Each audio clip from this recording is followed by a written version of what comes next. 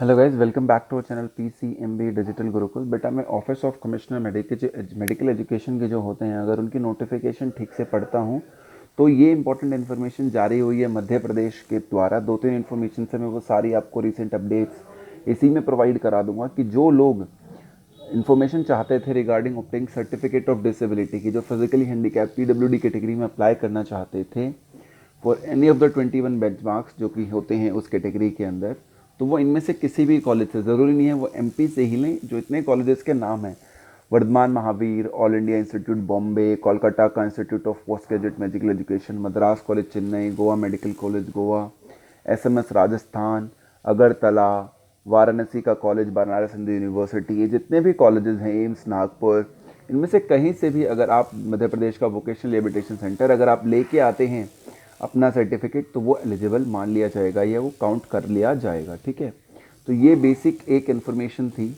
और इस इन्फॉर्मेशन के तहत अगर हम आगे देखते हैं तो गैजेट ऑफ इंडिया के हिसाब से हिंदी में ये पूरी नोटिफिकेशन समझाई भी गई है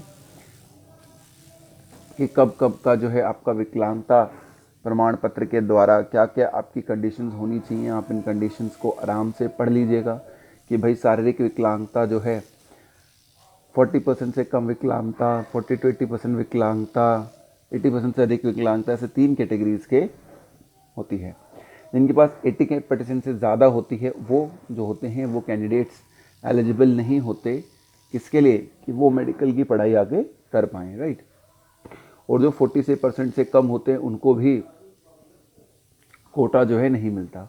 बीच वाले जो होते हैं 40 to 80% उनको कोटा मिल जाता है। जैसे बोनापन, कुष्ठ रोग, तेजाब के प्रहार में पीड़ित वगैरह, जो इस तरीके की चीज़ें होती हैं उस कोटा के तहत आप यहाँ पर चीज़ें देख सकते हैं, राइट।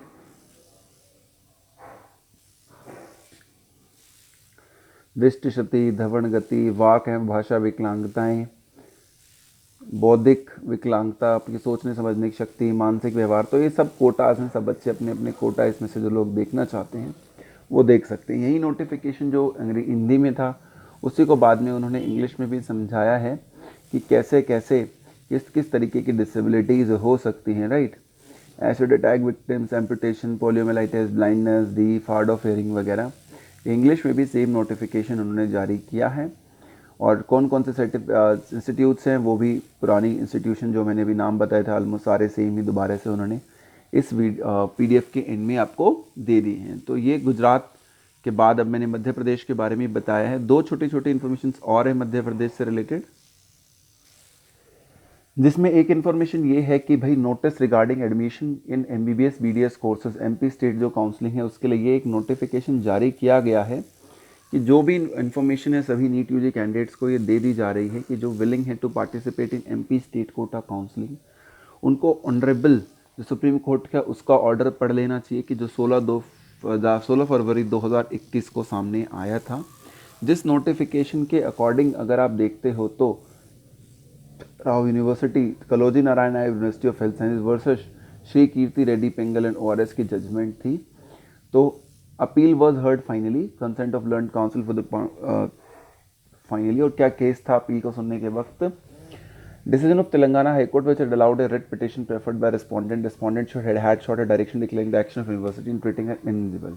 बच्चे का कहना ये था कि उसको इनएलिजिबल डिक्लेयर कर दिया गया था 2020-21 में, और उसने the fact necessary for decision are few. The student and applied personal notification जो कि 30/11/2020 को दिया था for admission to management Kota.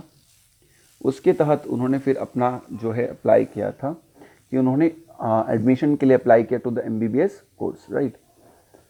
University ने लिस्ट पब्लिश की 12/12/2020 को containing the respondent student name, clarifying that कि उन्होंने प्रूफ नहीं सबमिट किया है of biological science subject in qualifying examination. और फिर उन्होंने एक लेटर सिक्योर कर लिया from consultant general of India New York कि उन्होंने सक्सेसफुली 12th ग्रेड पास किया from 1 Conard high school and that it was equivalent to pre university course, और वहाँ का कोर्स यहाँ के बराबर है, ऐसी एक जानकारी उन्होंने हासिल कर ली थी, राइट। और फिर सुप्रीम कोर्ट, डिस्ट्रिक्ट कोर्ट के बाद हाई कोर्ट में स्टूडेंट पहुँच गया और कॉनार्ड हाई स्कूल ने जो उसको नोटिफिकेशन सर्टिफिकेट लेटर इशू कर रखा था, she also relied upon certificate issued by Telangana State Board of Intermediate Education dated this, but declared the equivalence and informed that 12th class in secondary schools was equivalent to this. और फिर उन्होंने एक submit कर दिया अपना document कि भाई जो मैंने पढ़ाई की थी वो बराबर है। तो उसके बाद उनको अलाउ कर दिया गया था वहाँ पर पढ़ना, ठीक है। फिर उसके बाद जब ये पूरी नोटिफिकेशन आप पढ़ते रहेंगे तो इस तरीके से पढ़ सकते हैं कि भाई क्या क्या,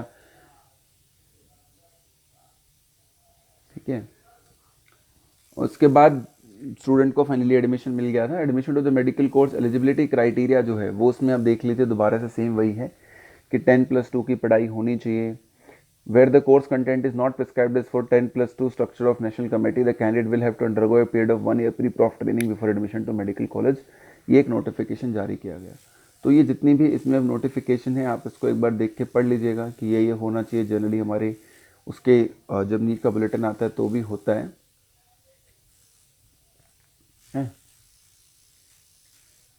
तो ये सब चीज़ें, इस नोटिस को एक बार आपको पढ़ लेना है, इसीलिए आपके सामने भी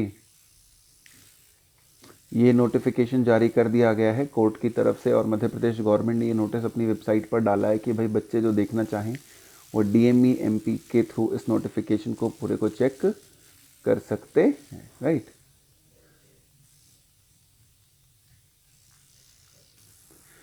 और इसी प्रकार के बेटा रिसेंट अपडेट्स देखने के लिए आप हमें या पूछने के लिए अपनी क्वेरीज हमसे कांटेक्ट कर सकते हैं हमारी मेल ID पर, वेबसाइट पर, यूट्यूब पर, फेसबुक पर और टेलीग्राम पर।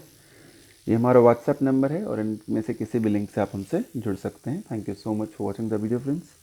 Please subscribe to channel and keep supporting us.